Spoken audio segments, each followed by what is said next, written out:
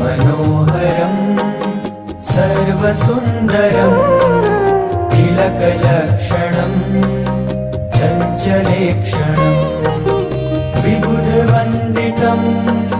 स्वामिनाथ ते वपुरिहास्तु नो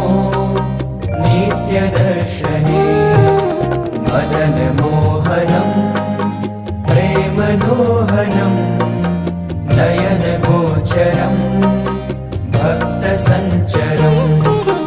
भुवि सुदुर्लभं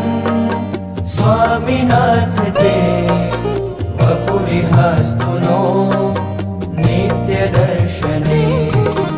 निजजनैः सदा वाञ्छितं हृदा